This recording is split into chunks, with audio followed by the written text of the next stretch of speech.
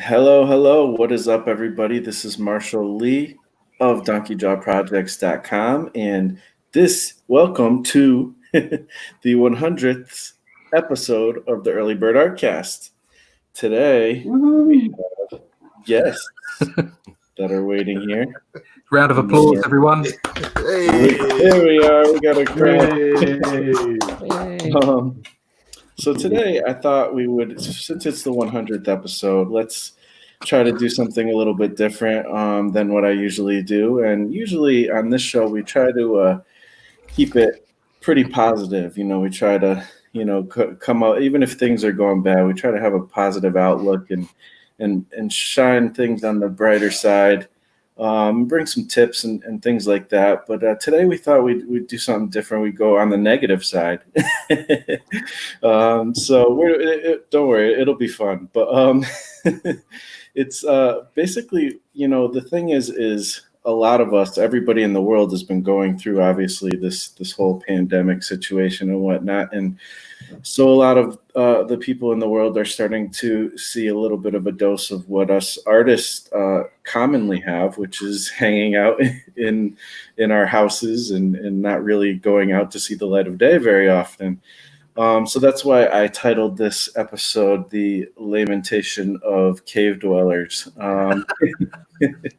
So today what I wanted to do was, as we go around the group, I wanted to see if anybody has anything to kind of get off their chest here. And and if you guys want to join in the chat, you can let us know too. What's something that kind of been a pet peeve? Maybe you need to vent a little bit since you've been cooped up for a while in the wherever you've been. So we'll start here. Let's see. We'll start with Jason. Why not start with you today? Okay. So first of all, Jason, before you vent too hard, let's let everybody know where they can find you when you're not in your cave. Instagram, Fallbreaker Studios. I'm on Facebook as Jason Alexander. I'm also on Facebook. I have a Fallbreaker Studios page. Other than that, you'll see me in Maine, either freezing or stuck in my house. So, all in all, life is, I'm not complaining, but I guess my beginning pet peeve is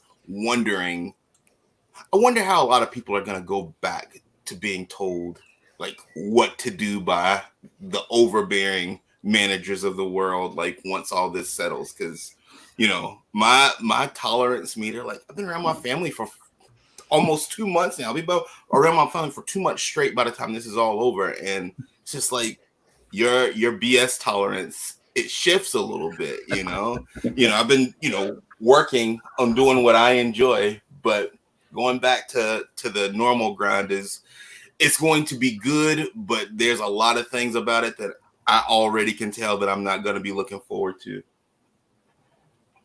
Yeah, I definitely think we've had to all make adjustments, and we're gonna have to make more adjustments. Right. Sure. Yeah. So it's kind of tough, because I think a lot of us who don't do things like what we're doing right now very often have learned to do things like we're doing right now. Yeah. Talk to their family or friends or whatever over Skype. Or, I mean, my wife and I have had multiple doctor's appointments through different means, whether it's telephone or whether it's, one of these video chat things. And it's weird, and it's, I mean, for me, I've been, like I said, I've been working and stuff. They deemed us essential, apparently. So, for me, it's almost hasn't changed that much. I've still been around a lot of people, well, to a certain extent, I've, even where I work, I'm not always around a lot of people anyways, but like, I haven't kind of left that routine as much as maybe some people have. So, but I get that, like, not being able to see family for sure is definitely a huge adjustment. So what about Mr. Ronnie Gunter? How you doing, man? Where can people find you, and what do you have to get off your chest today? All right. Hello, I'm Ronnie Gunter, and you can find me on Instagram as Crimson Owl Comics and on YouTube as Crimson Owl Comics. And I have a Facebook page named Ronnie Gunter, soon going to be Crimson Owl Comics.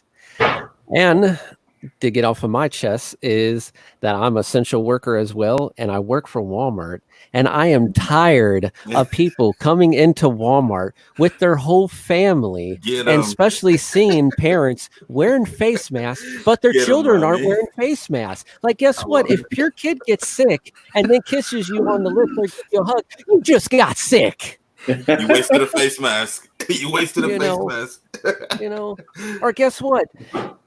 We got a crisis going on. Don't stand in the middle of the aisle saying, oh, guess what Bobby just did today at his Skype visit? He just learned how to do this. Stay home. Awesome. I mean, I imagine if you work at Walmart, and I did work at Walmart one time at one point, and you definitely have plenty of things to complain about and to vent about. So I've had to go to Walmart a few times during all this, and actually they're pretty good. Like I don't know how yours is, but they're pretty good with like keeping people kind of distanced and not too many people going in, at least at my Walmart. But Well, my Walmart's a big store, so they're like, okay, every 5 people for every 1,000 square feet. So our maximum is 750 people allowed in the store. Holy that's not even including associates. Wow. So there's always a lot of people moving around. Yeah. So even on the weekends, it's 400 people daily. So I'm always wearing a face mask. Yeah. So our Walmart is 100 people. Like their capacity is 100 right now, which was nice because we had to go to Walmart day before yesterday, and we hadn't been at all. But the line was a little bit annoying to stand in because you're at risk, like in the lines, man. Like people crowd, and it's like there's people with like 3 or 4 kids in line. But once we got in, with it being 100 people, like you can spread out pretty good among 100 people in a Walmart. So I'm fortunate that ours is. It's another reason why I love Maine, man. Like it's always small. It's quiet, but it's always small. So it's nice. Yeah, it's interesting too. Like when you go into certain places, like you know about the 6 feet rule, and you want to do the social distancing, but sometimes you go to a place you're used to going, and it's kind of easy to forget, because you're used to. You do what you do. Yeah. You're used to acting the way you normally act, so you have to really remember. And down here in Florida, the pollen rate is like at a level 12. So if you suffer from allergies, luckily it didn't happen to me because I would have been very mad. But one of my associates suffers from allergies really bad, and she sneezed, and this customer literally took Lysol sprayed and sprayed her in the face. Oh, jeez. Patient 0. God, so they would have been a patient for a whole different reason. Yeah. Awesome. Oh dear. I think what joins the whole Western world is the huge amount of ignorance. Yeah. That we all have to combat. We really are like multicultural Yosemite Sam over here. we all do our own ways, Nice. We have a bunch of comments in the chat. We got an active chat going here. I'm trying to get it to show. Gerald Luther Aquino, something like that. Sorry if I butchered your name. I hope to learn some comic making skills here. Well, today I hope you do too. And hope is a big part of the word. Peter's drawing. Yeah, watch Peter. You can see some comic making skills. But yeah, today we're just kind of having fun. So yeah, if you want to hang out and we're all drawing, making comics or doing whatever, and we're just kind of shooting the breeze, But I'm sure there'll be a little bit of comic talk, comic making talk, because I think no matter what happens, I can't not really do that especially when I'm hanging around with my friends here. So we'll get kind there. of who we are, right? We'll get the bitching out of the way, and then we'll start talking comics. Yeah. So speaking about learning from Peter, where can people find you, and what the heck is going on in your life that you need to vent about? People can find me all across the internet as Peter Palmiotti. So I'm easy to track down. I'm on Facebook, Twitter, Instagram, and I am back on YouTube. What I want to vent, I guess I'll do a comic related. I mean, I had something else in mind, but this year I was going to make my return to doing comic conventions. So I'm pissed off. The stupid virus has halted my progress in my career, and I'm stuck at home like everybody else. I signed up with a friend for Heroes, and obviously that's canceled. And I was going to just buy tickets to go and walk around San Diego and New York, and I'm not doing any of that. Yeah, it really, really sucks.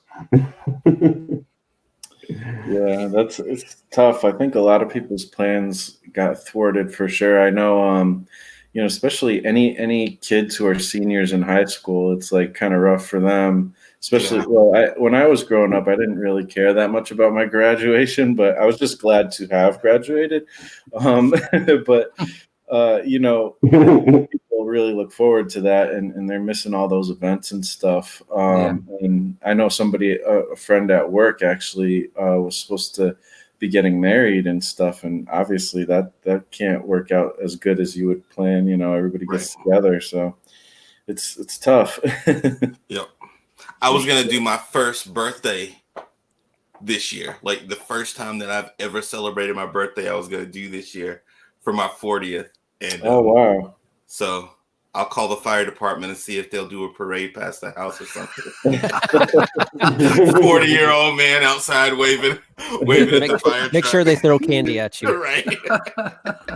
Is that like a thing? It seems like that's like a thing that people do, because that happened to my they did a first birthday for somebody I work with, their kid, and they did that. They had the fire department come by or whatever. Yeah, our up here, it's been really like the towns have been really like everybody's like, it's been really positive, as much as it can be. The paramedics, the fire department have been they're very approachable when you see them. Same with the game wardens. Like, it's been like it's got all these weird aspects, man, but like to get out in it up here, like, people are nice.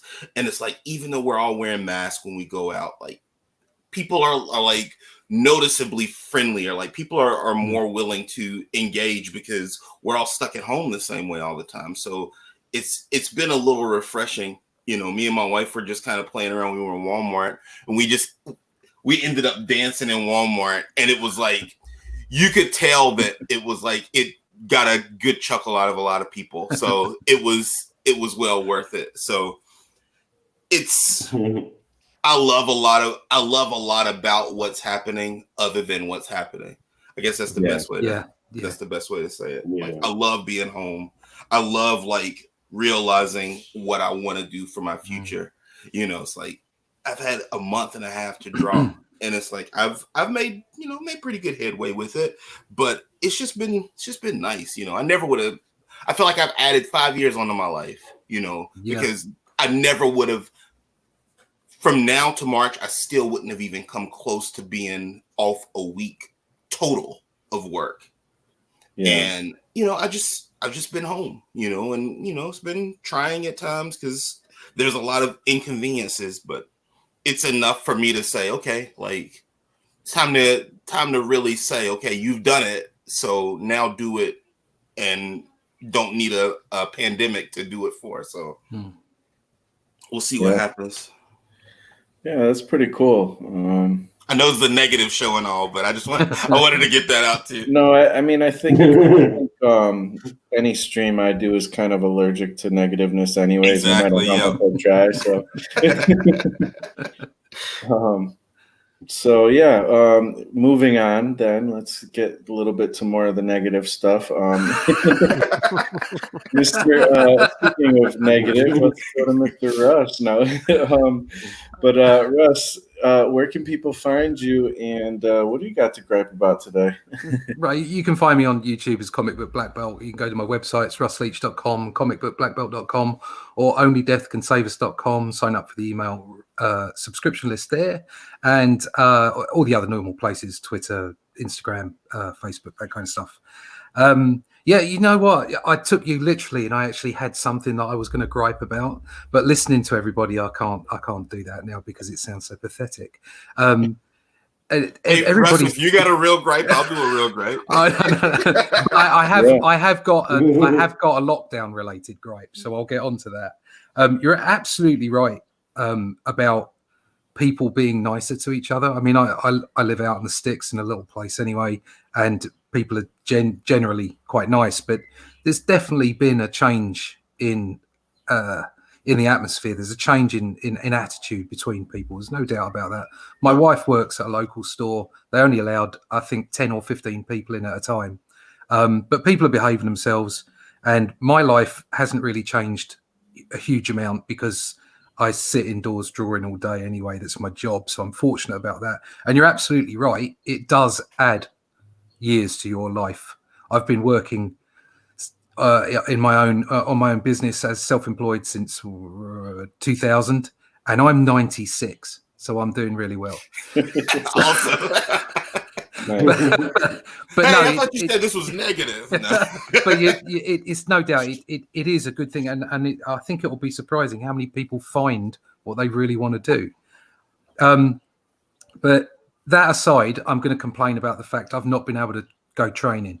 I've not been in a dojo for 2 months. Yeah, and it's cracking me up.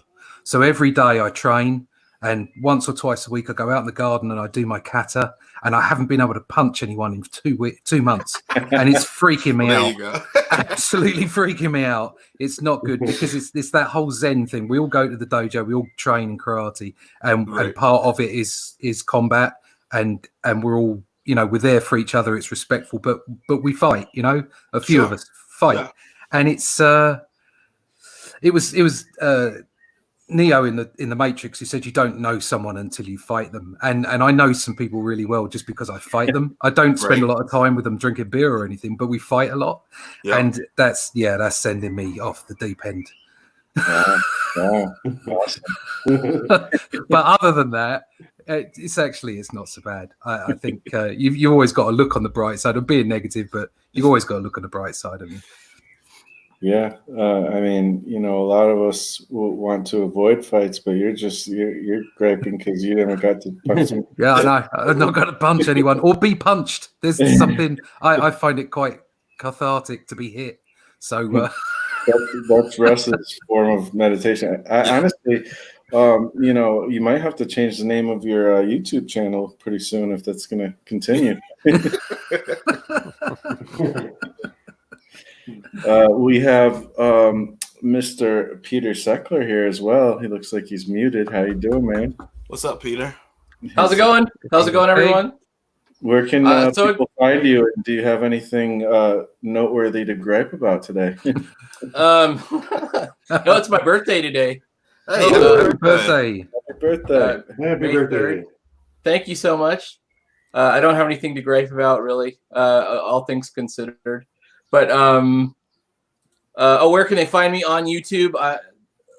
So excited to be here, and congratulations on. Is this what is the occasion? Is it your 100th episode? Yes. Very cool. Episode of the Early Bird Artcast. Very cool. Very exciting. You know, it takes you know, you just keep plugging away at this stuff. I wasn't like trying to get to a certain number or anything, but eventually, you know, you kind of come around to these little markers, you know, these kind of obvious numbers, and it's like, okay, that's pretty cool. I got to 100, you know, there's something said about it, right? Yeah, absolutely. So I can't complain. I tell you, Marshall, when I started, I guess it's been almost a year and a half now. Like when I was like, okay, I'm doing a comic book. I didn't really, you know, other than reading comic books, I didn't have an idea. And I found your video on, I think it was a 1 hour comic. And I was like, okay. And then I started watching other videos and I'm like, okay, this guy lives in New England. He works, you know, he's not 28 years old. He's not 22 years old. Like he's just grinding. And I was like, okay, it was everything that I needed at that, like in those early stages to just like say, okay, I do have time to get serious about this. And I do have time to get out the things that I want to get out. So yes, negativity aside, man, like, thank you. Like yours is a chapter in like whatever Fall Breaker Studios becomes, man. Like guys like you and Cirqueworks, man, and a bunch of other people on YouTube, like, and the Discord. It's like it's been instrumental in a lot of my own growth. So it's like we're all people, but I appreciate what you've done. I appreciate how much work you put into it, because you, again, working full time and drawing is one thing, but you get videos up like you like, and it's very easy for a video to hit the right spot sometimes. Like to hear that a real person is in the ringer just like you are, but you know, like here's this one shred of either positivity, or here's this one technique that can help you get out of something that made you give up on a page. It's just, it's worth it, man. Like your videos, I'm pretty sure I've seen all of them at least once. So like much appreciated, man. Like, and it's like, it's good to know you on top of it all.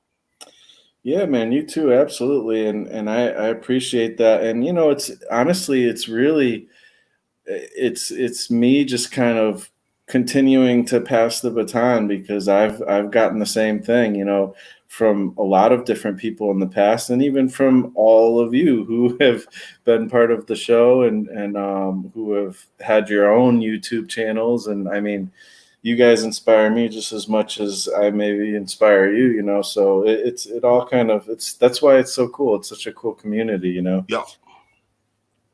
Yeah, definitely. I mean, I came onto YouTube looking for that, to be honest, because I couldn't find it in Facebook. I couldn't find it in Twitter. I couldn't find any of those places. And I came on to YouTube, or obviously I was aware of YouTube, but I came on looking to see if I could find an art community. And I didn't want the drama. I mean, there's a lot of drama out there. There's all the Comicsgate stuff and anti-Comicsgate and all this stuff backwards and forwards. And it doesn't matter what your opinions are. I didn't want really to get too into drama. Do you know what I mean? I was here to make comics. I was here to chat to people, to find out what their views on comics were and their views about artwork and what have you. And I found through Peter, actually, I found Marshall, and as a pro, I mean, Peter can back me up with this. We're both people that have been in and out of the industry. We this is what we do all day, and Marsh is there drawing and making videos and working like a proper person's job, not like our job, a proper person's job. And you come in and see all this content that he's throwing out, and you think, good God, that's incredible. And it really inspired me. And I don't get a lot of chance to be on the Discord. I try to drop in every now and then, but that as well, what an amazing thing he's put together there, that whole community, and being able to know you guys and all the people related to it. It's a really magical thing. It's a very special thing to have a community that's effectively international. You know, and we can all have different opinions and views. Like I was saying, you don't have to dive into the drama. You can just have a view, and all of you can discuss it reasonably. I like that. Without people freaking out, you know. And so I definitely found that in Marsh, and I found that in the community that Marsh has effectively inspired. So well worthy of 100 shows and another. Appreciate that, man. Yeah, and I'm glad that Another 100. I'm glad there's been 100 shows and nobody's called anybody a Nazi yet. So that's To be honest. 'Cause that seems to be something that's thrown around the internet. Like, it's just like I'm hoping people get sick of that. Like it's so worn out that nobody will ever do it again. It's like, that's what it is. It's just such a cliche. It doesn't even mean anything anymore. It's weird. It's I crazy. think Russ froze up on us. Yeah. Oh, there you go. Oh. In there. Whoa.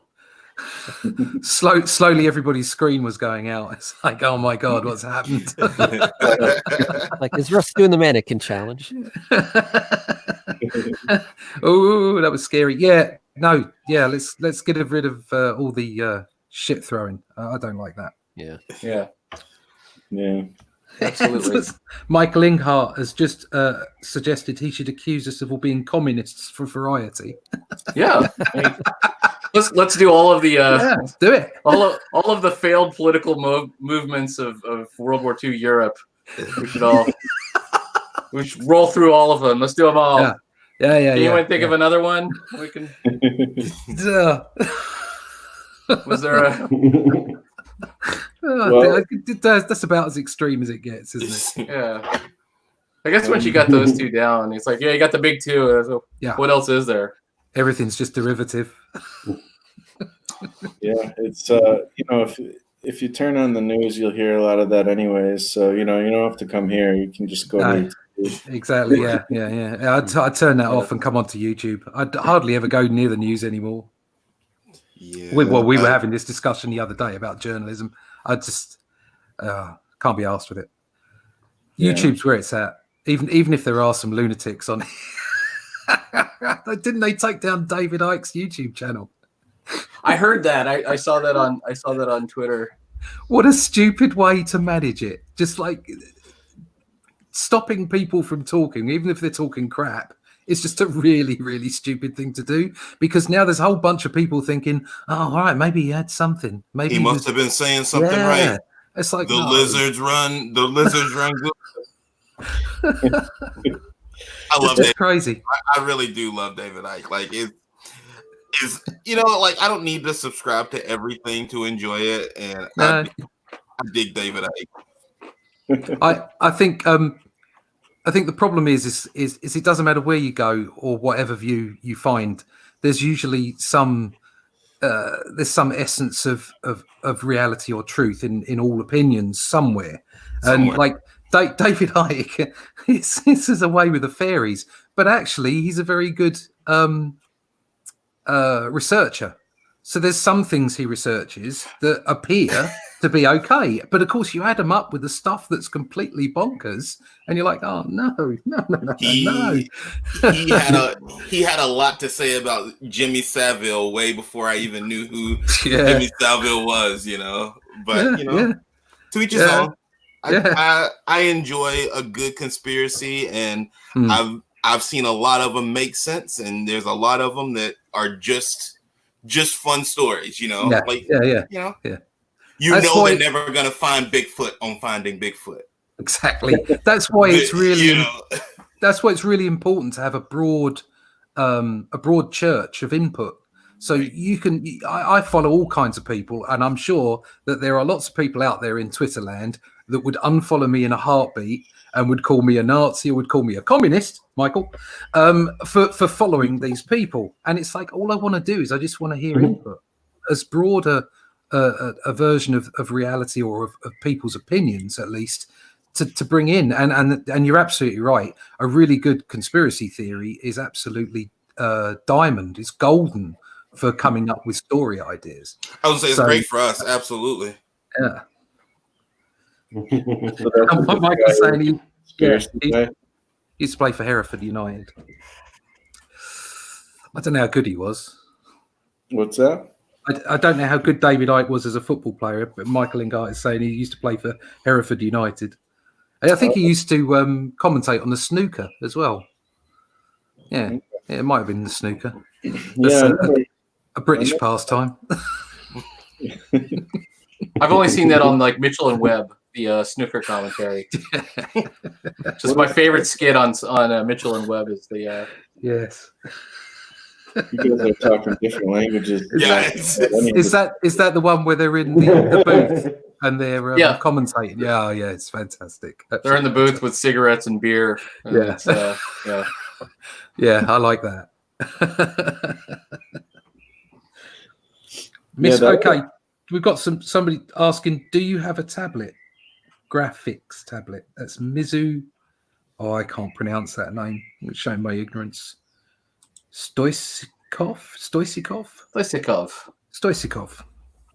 Yeah, I got a tablet right here. It's called an iPad. It works pretty good. That's the same thing I got. I got an iPad as well. I'm drawing on a Wacom screen, so working on my desktop. I'm doing with the Peter's got a pencil and paper. Pencil and paper. The trusty. Tell us about that. Does that get updates often? The pencil and paper. It keeps freezing on me. Yeah. The upside though is it works in a power cut. Right. Well, it might keep freezing on you, but you just got to turn up the thermometer in your room, really. Right. Have you tried charging it a little bit more? They just gotta have a full charge before you start. Turn it on? Turn it off, maybe it'll work. He charges it every time he puts in the pencil sharpener. Exactly. Nice. Like a little dynamo. I will say, so you've been stuff and this I guy. wanted to say, Marshall, you've been doing this. Oh, go ahead. Go ahead. What's that? You've been doing this 100 episodes. Who are some of your favorite past guests? Well, none of you guys. This is the consolation prize. This is not at all what Marshall intended when he put the invite out. He's like, nobody that I wanted to be there came. Keeping that negative theme. Right. No, but yeah, I mean, I don't know my favorite. I don't know what my favorite would be. I enjoy having all you guys on. One I think that's kind of interesting and notable was, and actually you were on this one with me, Peter. There's a guy right now doing an Indiegogo, is doing pretty successful, Dan Frega from Old Image Comics, and I had him on a couple of years ago when he first started doing videos on YouTube and stuff, and that was really fun. You know, he went through his whole like history of like basically his whole career, and he talked about the old Image days when he was in Image, and then he talked about like his techniques of, he's got like this kind of like Kim Jong-il type of method where he's like memorizes and visualizes things in his head, and he sometimes doesn't even, you know, use pencil, like he doesn't even use an underdrawing sometimes, and he puts out some he goes right in. So that was a cool one. I've also had people who influenced me, like and again, Peter goes back with me pretty long. These you know, a lot of podcasters, this is the reason why I do what I do, is a big part, even the reason why I do comics. You know, I was doing I kind of wanted to do comics as a kid, but then I got distracted by hip hop. I was doing hip hop music and stuff like that for a long time, and you know, that was fun and cool and everything, but it wasn't until I started hearing podcasts about comics that I got, you know, I always still wanted to do comics, but like I got to a point where I was like, you know what, I keep listening to this and I really want to finally make my first comic. And, you know, it was because of people like, you know, Jersey Droz, when they had the Art and Story podcast. Jersey Droz and Kevin Cross were part of it, Mark Rudolph. And then, of course, a lot of people know about Kevin Cross's Illustration Party Time podcast he had with Josh Kimball.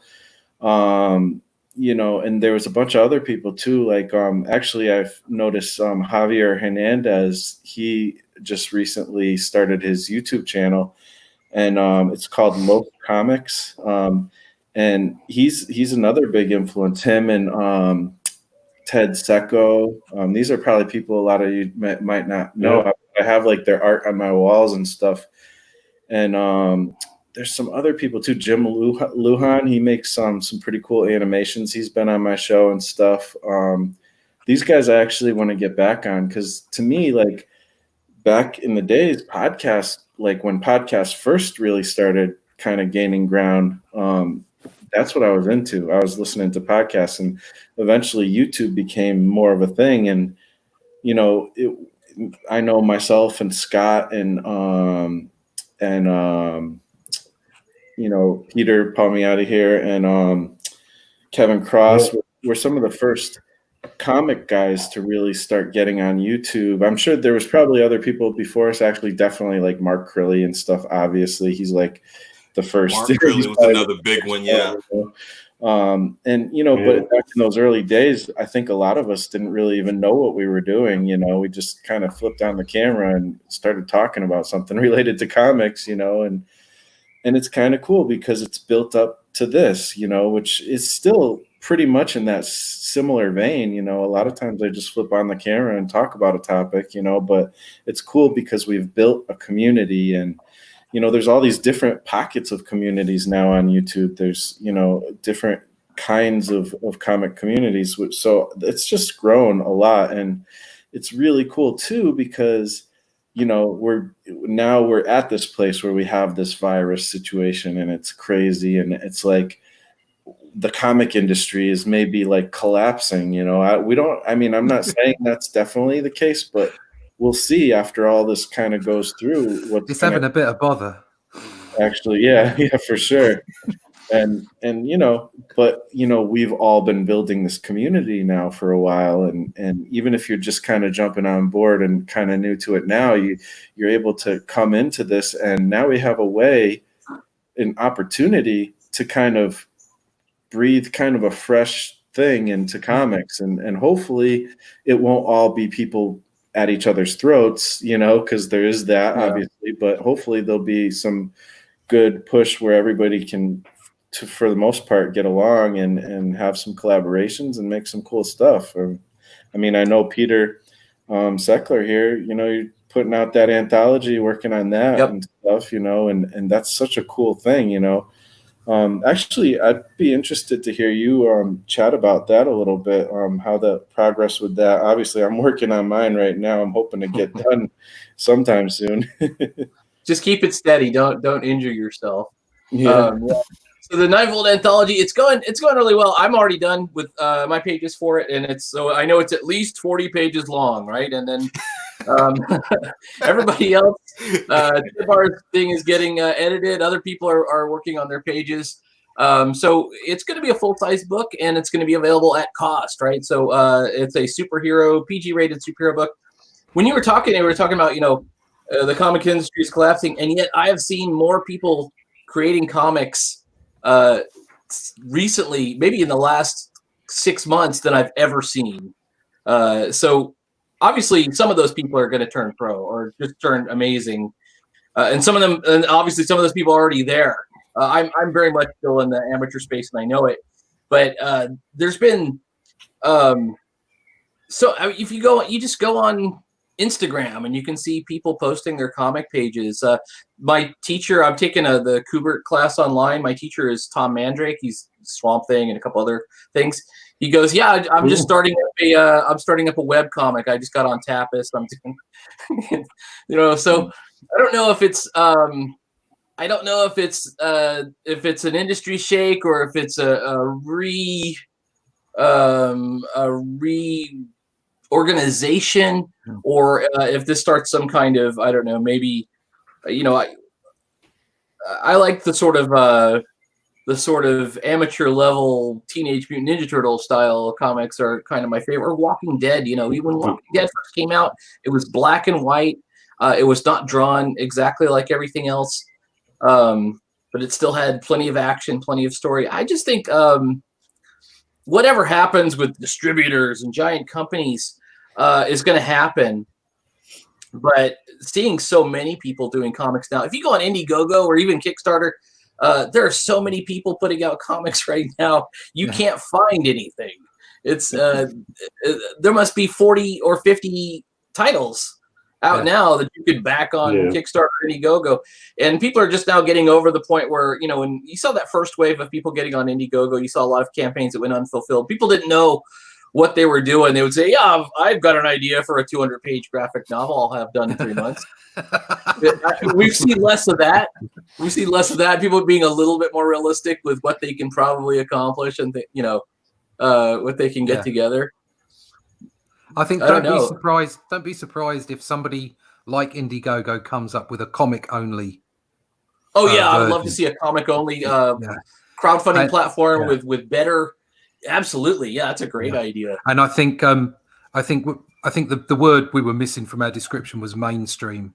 The mainstream is having trouble, a lot of trouble. It's realigning itself. There is this realignment going on, but it's the Wild West at the moment, like it was back in the mid-90s, actually.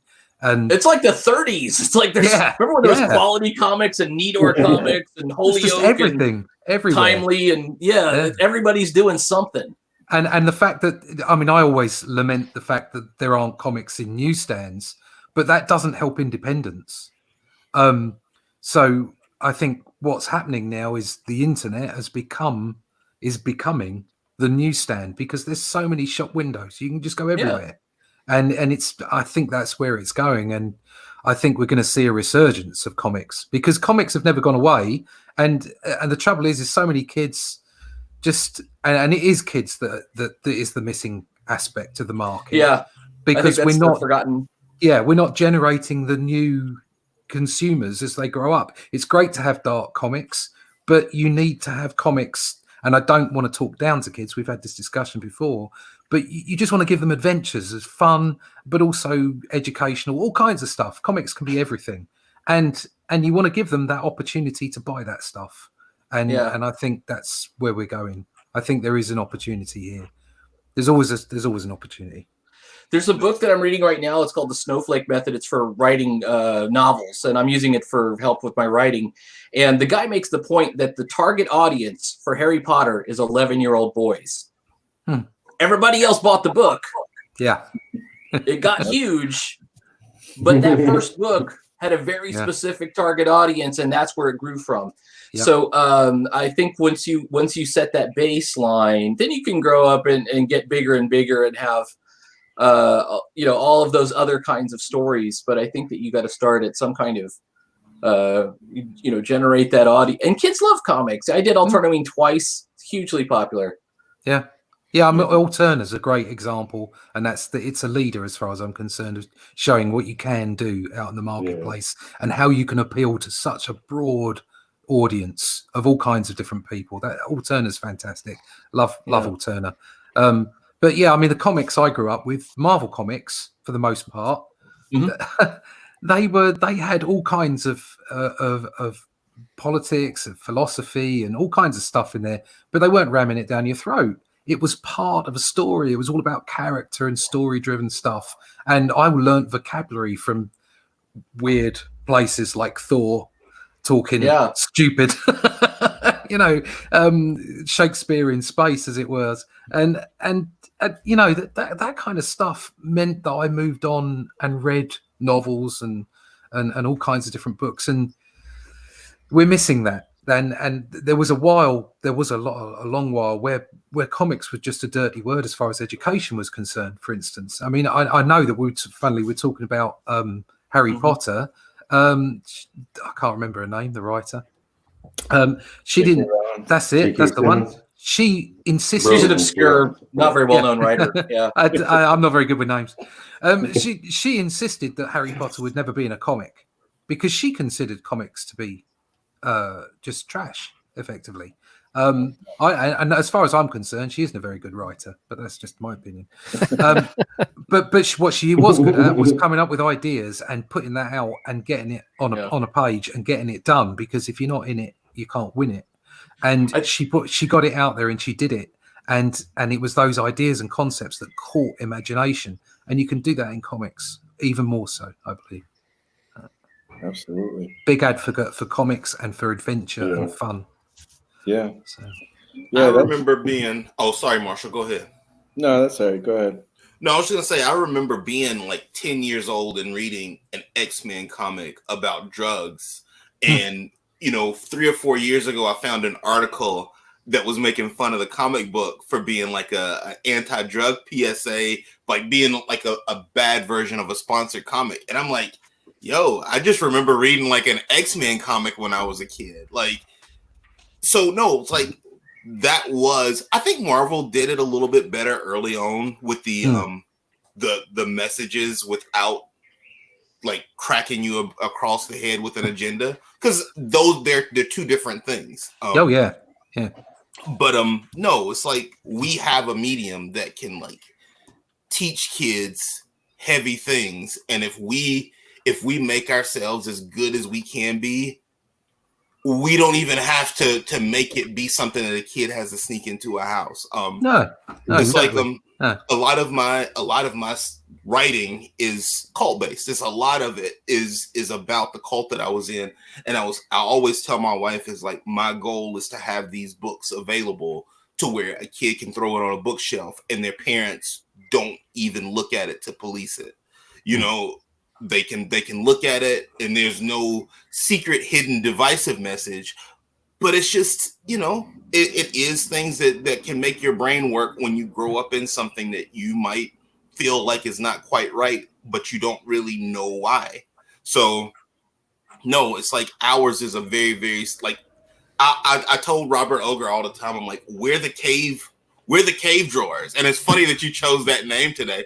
I've said that to Robert Ogre 1,000 times. It's like, you know what? Maybe that buffalo was just sitting out in the woods. But if you're trying to train an 11-year-old to hunt, and you say, you got to go over this mountain, this might be on fire, you got to get over this to bring food back to your village. Now it starts to feed that purpose, and it starts to feed that want and that growing. And then they draw it, and now the buffalo or the bison that feeds your village is now a dragon that's hiding riches in a cave. Like, but those stories last, and the messages last. So that's like DC and Marvel.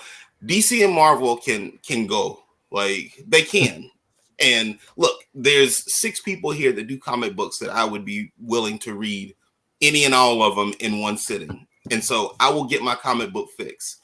DC and Marvel never asked. When it all went down, they started trying to solve, and they never asked the people who are spending $3.99 and $5.99 and buying the trades for $20 at a pop. Like, they never asked, so like, no, sometimes we can do it better. Like, just because we don't have a stamp or a barcode, man. Yeah. I got good stories, man. Like, I got it. My stories can compete with anybody. So, we'll be fine as a community. I just think sometimes we get caught up in not letting the old thing just go. Yeah, I agree. Yeah. So many of those characters we love. And some of us love because we loved them as a kid. It's a nostalgia thing. But sometimes sometimes they're past their sell-by date, and it's time for new characters. That's it. And nothing that happened, nothing that's going to happen invalidates what happened. Nothing invalidates those stories. Even if characters change, nothing invalidates those stories. Identity Crisis doesn't exist. Like, that's a seminal book for me. Like, I talk about it all the time. And it's not in DC continuity anymore, but you can't take it away from me. You know what I mean? At the end of the day, they're books. They're works of fiction. You can think what you like about them. It's just. Although there is an attempt to go back and say, well, like what they did with Doctor Who, where they said, okay, well, turns out the Doctor was always a woman and also a murderer. It was like, oh, really? Yeah. I think you can just ignore all that stuff I loved is, and so but you just have to start throwing it out, after a while. It's like they can't change the experience you first had, Nope. For me, it was all those really old Ditko comics, like The Creeper. I love The Creeper. And because it was just so weird, and that's what I really liked was the weirdo comics. Another one that I really loved was, and this was a 90s comic, was when they did Green Lantern. No, not Green Lantern, Green Goblin. They did as a hero for like a 12-issue series. Wow. I love that. I thought that was great. It was like, okay, that was, and it's like it exists in its own continuity as far as I'm concerned. I can't take that away. I love that era. Yeah. No, that's right. They can't take it away. You just, the time I was growing up, I was reading reprints of Fantastic Four, for the most part done by John Buscema, but it was a fairly long run because I was buying Captain Britain comic, and it was the first comic I bought on my own. And Captain Britain itself was fantastically drawn, and so I had this Buscema Sinnott run on the Fantastic Four, and then it went into Buscema and Palmer on the Avengers, and Steranko on Nick Fury, and these things built my my love of that kind of art and that kind of storytelling, and that no one can take that away. It doesn't matter what you do to Thor now, and I'm not particularly impressed with Thor at the moment for lots of different reasons. But it doesn't matter what you do. Like Thor was that, and the Fantastic Four. I mean, what are they doing to them at the moment? I'm not very impressed with that. But they were what they were, and when I was reading it, and those are the books I have on my shelf. I got a whole bunch of old essential books of Avengers and Thor and Captain America and Fantastic Four and what have you. And those are the books that I'll keep going back and reading, and I'll keep my fingers crossed that they bring out some good books again. But at the moment, it's not looking good, to be honest. Yeah, I get fingers crossed that something cool is going to come out, and I'm just going to love it. Like, there's a guy named Juan Ferreira who's doing something called Spider-Man Noir. That looks fantastic. It looks fantastic. So I'm going to get it as soon as I find it, as soon as I can really find it. I'm still holding out hope that there's going to be good comics again from the big two. Yeah, certainly. I'm shallow enough that I'll just buy some things for artwork and nothing else. So yeah, I can't get them all. They can't get them all. No. If they never put out another book, I'd still go see the movies. It's like they've already done great stories with all their characters. They're not really making money doing comics. Just do the movies. Focus on that. Yeah. I consider the MCU much like Nolan's Batman. It's a version of those heroes. The MCU is not 616. It's not what I grew up with as a kid, and it doesn't matter. They're good as they are. Nolan's Batman was not the Batman from the comics, but it was a great version of Batman. It was a cool version. It was a really cool version. It was great storytelling. It was good fun, and I really enjoyed it. And it's the same with the MCU. It's just another version of these very, very, legendary characters. They're brilliant characters, but they're only legendary because of the people that put them together in the first place.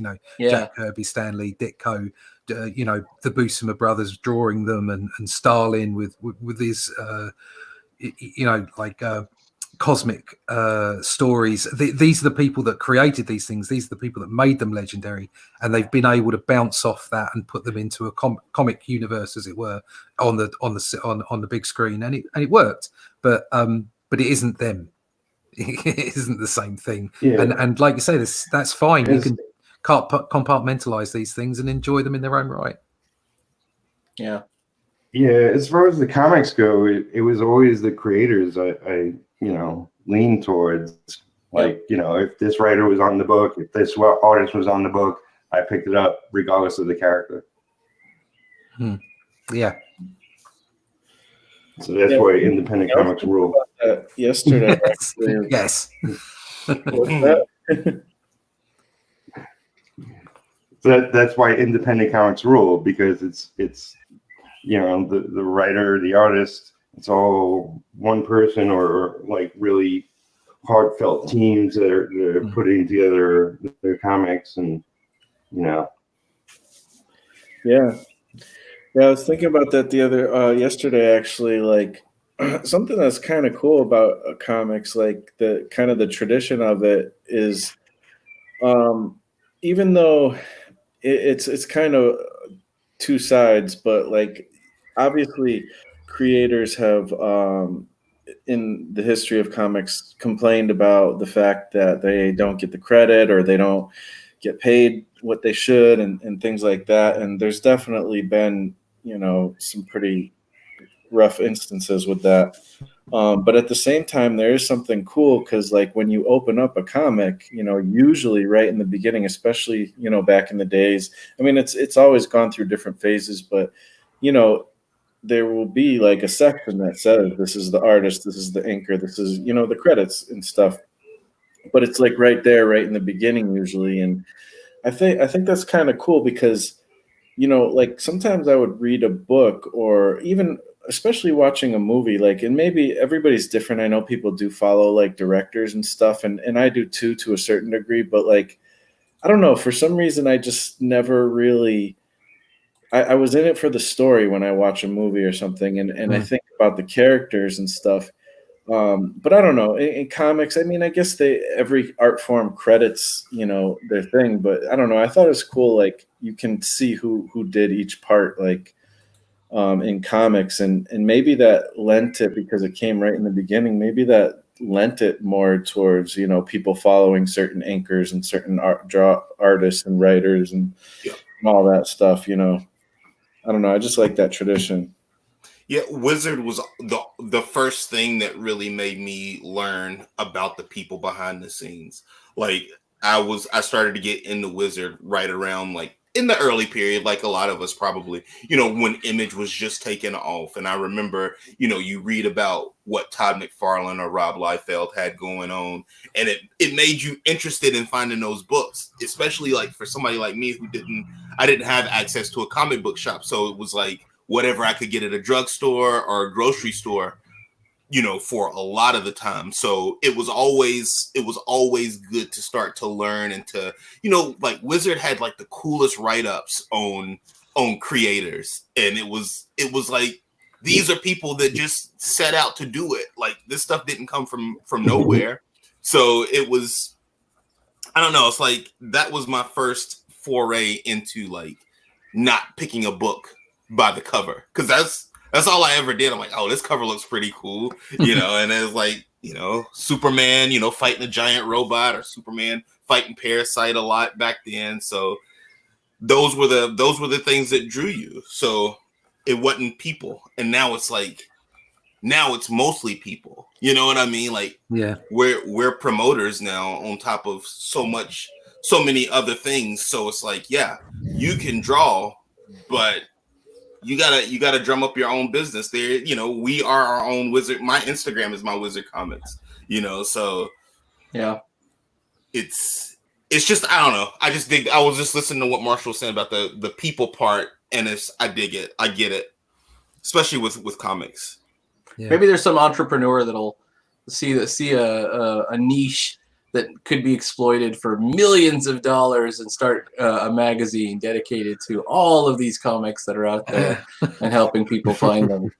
The Don King of comic books. There needs to be a Don King of comics. That's right. I got a haircut, so it can't be me. But it's got to be I'll buy that for $1.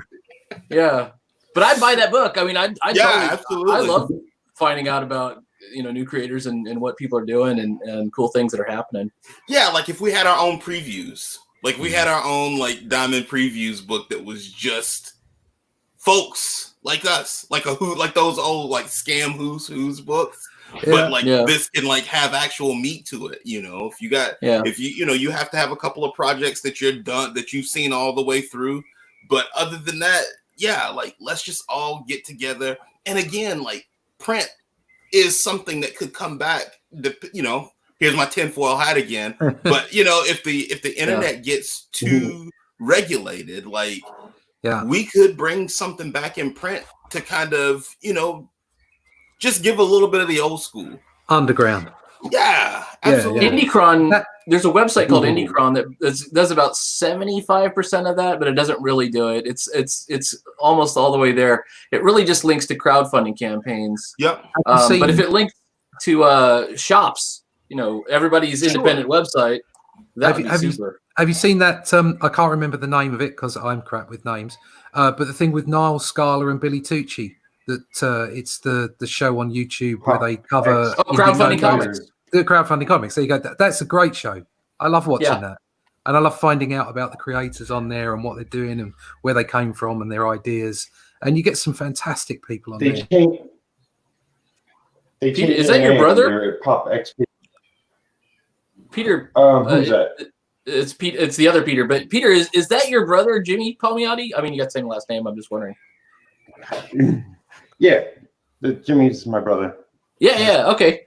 So he's on that show. That's a great show. I like his hat. I want to also say the captain's hat is cool. Billy Tucci, he's doing Miss Fury, right? He's doing Golden Age public domain characters. That's so exciting. That's what I love to see anyways. So there's some cool stuff happening. That's a great show. I'm glad you pointed that one out. Yeah, and that's pretty much it's close to that kind of thing, but on YouTube. But it's definitely a new world out there. I think there's opportunity. Yeah, there's a lot of opportunity for people to definitely do some pretty interesting things, and I like that. You kind of talked about bringing a kind of like if there were entrepreneurs who would come in, and I think traditionally it seems like entrepreneurs, if they try to come into comics, they probably leave pretty quick because we ain't making no money. Much money. But somebody's making money, and there's and people are spending money. So there's got to be some smart guy that comes in and goes, I'm going to create something that brings all of these crazy, disparate creators together in some kind of marketplace. Something like Image. That's the thing, though. Yeah, the image has become mainstream. So, Yeah, I mean, that's what I'm saying. Like, I think just because that has happened in the past, like, I feel like there is still a lot of opportunity in comics because all of us here know, how awesome comics actually are, and how powerful they actually can be. Yeah. I think that's kind of the problem. A lot of the businessmen or women in comics haven't really been, they're either creator business people or they focused on something else. I mean, as much as we all love Stan Lee and he was awesome, a great spokesperson for comics, and there's not much, there's a lot that can be said for what he has done. But at the same time, most of the time, besides the initial, like him and Kirby, like creating the Marvel Universe, it wasn't too long after that he was chasing these movie deals. And that was really his focus for most of the time. He wasn't really involved in the So it's like, and not only that, he's a creator, businessman. He's even said in his books and stuff, I'm not really the greatest businessman, so there's been a lot of there hasn't been that kind of force of somebody who really has that entrepreneurial spirit too often. And sometimes there has, but it seems like they haven't had that business sense. They tend to want to be creators and then try to do business. You have to balance it, though. You have to have a balance between the passion for the medium and an ability to be a business person and make those opportunities, because you don't, as a comic, there's money in comics if you sell them correctly, if you market them right, and if you produce the right stories for the market to consume. Okay, there is money, but there's not billions in it. All right, so a lot of business people go, oh well, I'm not interested because there's just not a big enough. There's not a big enough return. So what you require is you need someone who loves comics, not comics to be made for Netflix series or movies, comics. Okay, someone who's passionate about comics, believes in comics, but also has the business acumen to make the industry or to make one particular company do well. So, for instance, Marvel, I'm sure Marvel has some kind of profits. I'm just talking about the publishing arm of at the moment, nothing else. If that was just out on its own, but it made more comics that people actually wanted, obviously they do sell comics, so there are some people, consuming those comics. But I believe there's a much bigger market if they were to add in different stories, different ways of promoting their comics, and look at different demographics, not the demographics they're currently looking at. Okay, there's the opportunity there for a publishing company that size to make good profits, not billions. Okay, not through the roof, but good profits. So you need someone who's passionate about comics, about the industry, about the medium, but also has sound business sense. So maybe Todd McFarlane might offer himself up, or someone like that. You need someone who's got that edge, that business edge, but is also passionate about comics. Yeah, and finding that person or finding that is going to be difficult. I'm really excited about what's his name, Mitch Bruceweiler. Brightweiser. What he's doing with that. How impressive is that? Yeah, They do have some. They do have some serious support, but I have all three of those, by the way. Oh yeah. I have every one but the Red Rooster. Well, what is it? Tuesday they'll be out in 3,000 Walmarts. Yeah, something like that. Mm-hmm. Yeah, that's impressive. He has a business sense about him. Yeah, Mike Emirates wants us to throw a chair.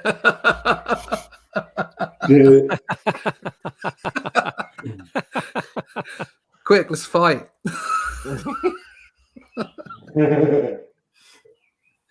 Yeah, Russ, you've expressed too much of an interest in fighting for me to want to fight you.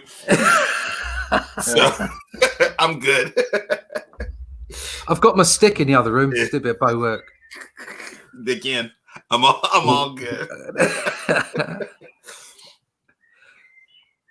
Oh man. So I don't know, guys. Like, do you guys think that Marvel or DC would benefit from like doing like pick a character and like a 1-page comic contest for their characters, and then who knows what becomes of, like, you'd find so many hungry artists, they would be able to replenish their like talent pool, because there's people who like are really, really talented for nothing. Like, and again, I'm not on board with I'm not on board with just saving Marvel and DC if they are like really drowning, because I think that things will be fine with or without. But at the same time, it's just like, again, you can't look on Instagram and say, hey, we're a comic book company. There's a lot of hungry folks out there.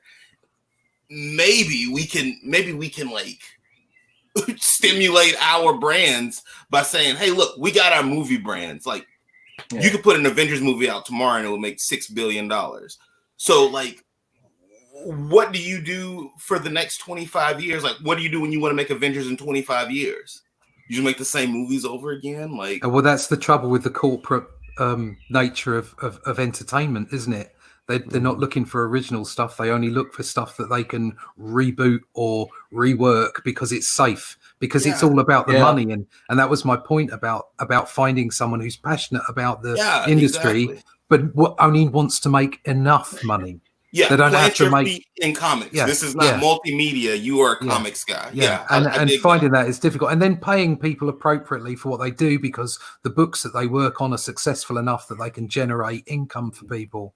There's obviously a big push towards getting the cheapest they can get, the cheapest work they can get, right. and the quality goes down. Isn't it funny that when they made the movies, they did the Cosmic Cube and the Infinity War?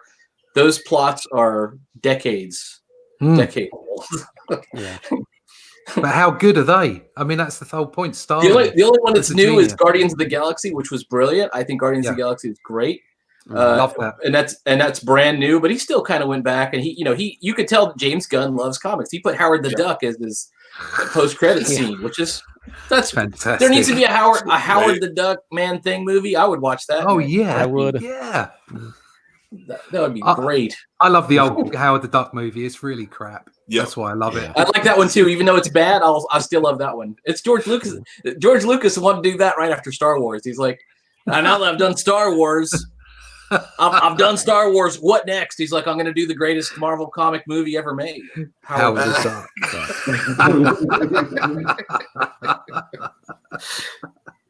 Is that who was in charge of that thing? Yeah. Lucas is Howard the Duck. Thomas Dolby did the soundtrack. People went just to see the soundtrack on that movie, and I didn't know that. Leah Thompson is great in it, and what's the other guy? Who's the guy? The male lead in it is what's his name? Damn it, Janet, the one from Rocky Horror Picture Show's husband. Forgot his name already. You know what I'm talking about? That guy. Anyway, whatever. That's a good movie. Howard the Duck is a bad movie, but it is really a good movie, is what I'm saying. Yeah, I remember when that came out, I was pretty young. And I think I saw it in the theater, and I didn't get it. So I can't comment too much, and I don't even remember it, but it would be something interesting to revisit. Yeah. Now at this age. Yeah. Absolutely. Yeah. All you really remember is a duck woman with breasts.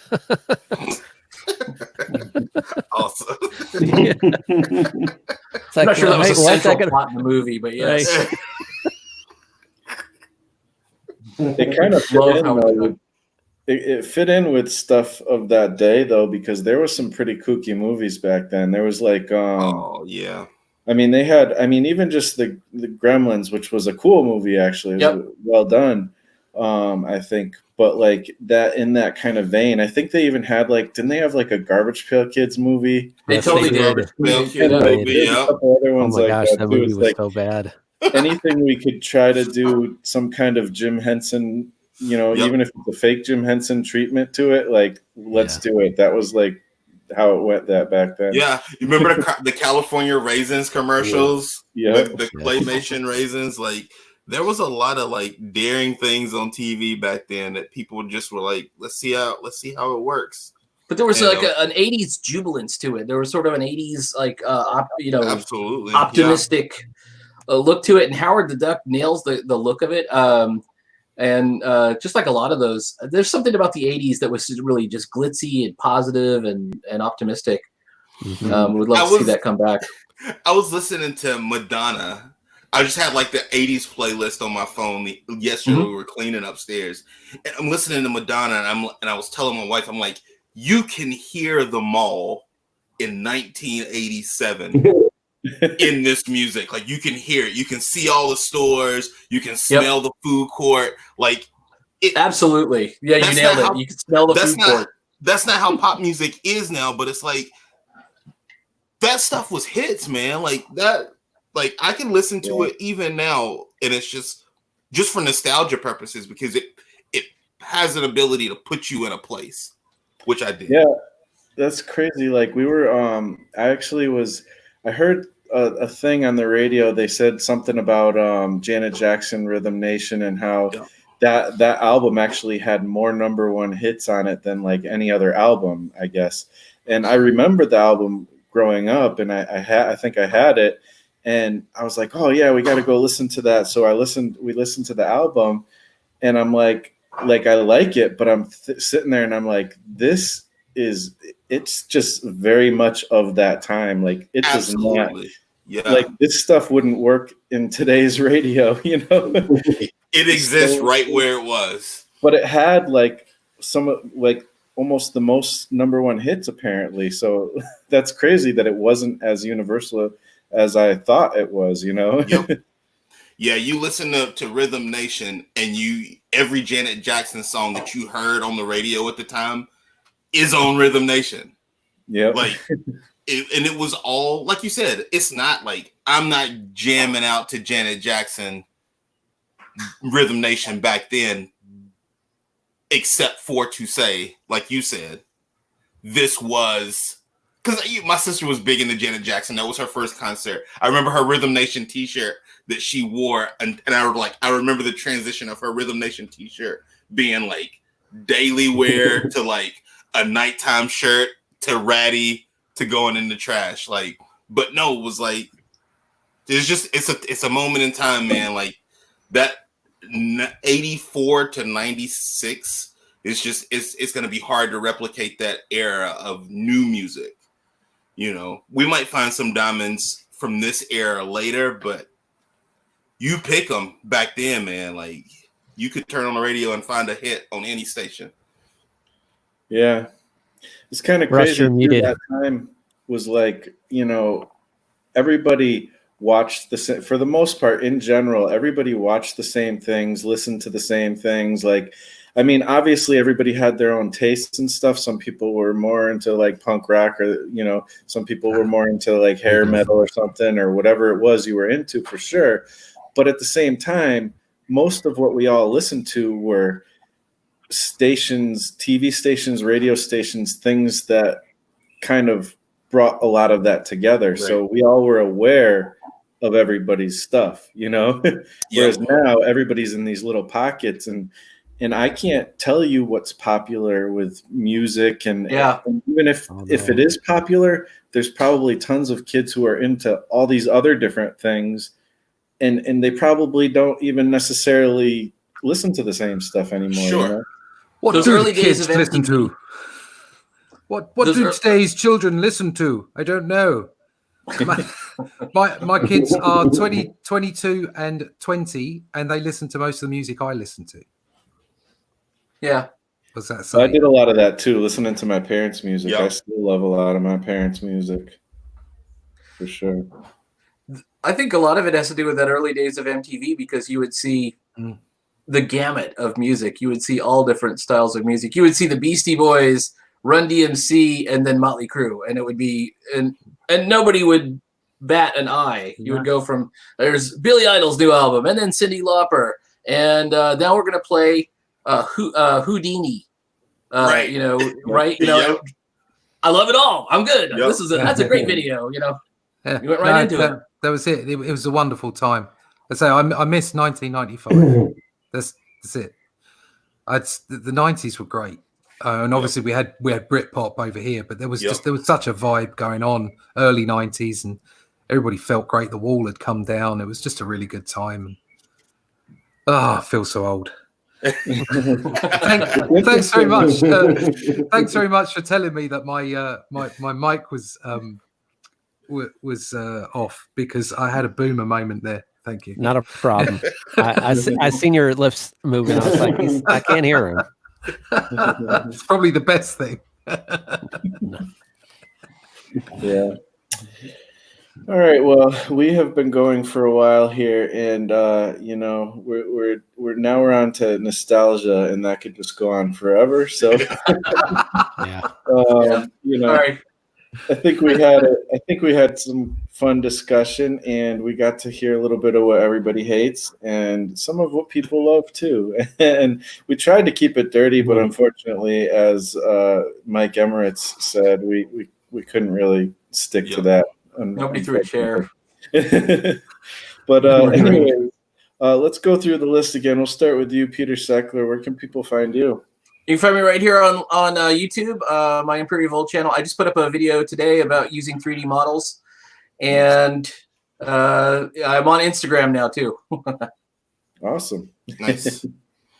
It's all creeping in. I think when I first saw you doing stuff, you were just starting putting stuff out there, and now you're like starting to get into everything.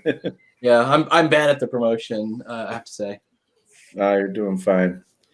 And then Jason Alexander, how are you doing, man? Where can people find you?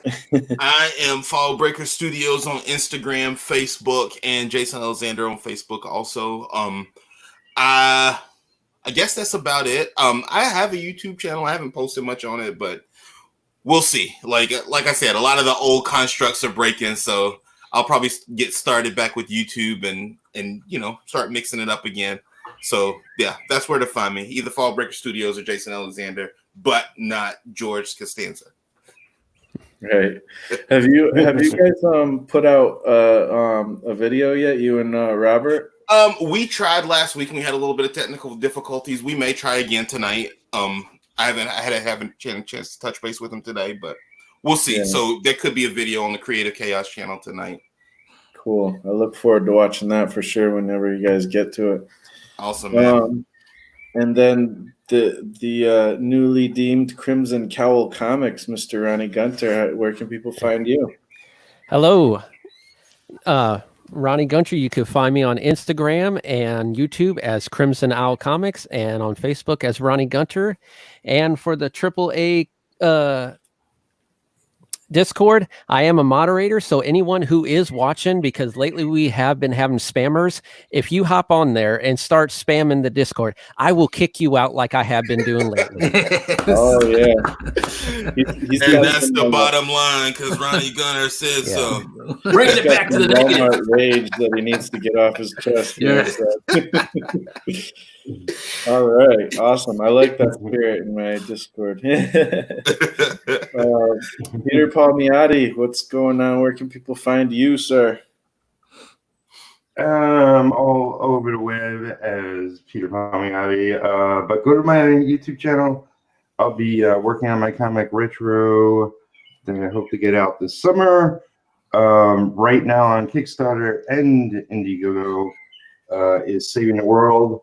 There's a secondary book called Saving the Universe, which you can pick up in a bundle, which has this story I illustrated called Stratus.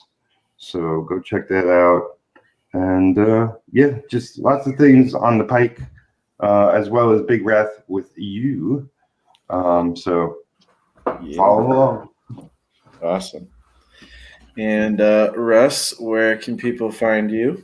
Yeah, you can find me on YouTube at Comic Book BlackBelt, and you can see me on the web in places like Facebook and Twitter and Instagram, or you can go directly to my websites, russleach.com, comicbookblackbelt.com, or onlydeathcansaveus.com. That's my new book. You can sign up for my email subscription list there, and if you sign up for my YouTube channel, if you subscribe, I'm going to give away this book soon, randomly to someone when I hit 500 subscribers. So put the word out and get me some subscribers.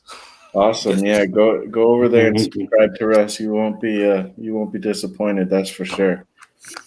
Good stuff. Yeah. And you guys know where you can find me, donkeyjawprojects.com and Marsh Comics on Instagram and Twitter. And other than that, thank you everybody for sticking around, hanging out, and coming with us on this 100th episode journey here. And congratulations again, Marshall. Good stuff, man. Congratulations. Thank you. Hi, Marshall. We'll probably flip back to the positive side in the next episode. So I'm reaching up and scratching Marsh there. Marsh, touch your chin. Wrong hand. Other hand. There we go. Wait. Oh, there it is. Nice. That would not have worked well if I was below you, Marshall. So this worked out perfect. Awesome. All right, guys. Thanks so much. Hey, y'all be good. Take care. Talk to you next time. Yes. See you again. All right.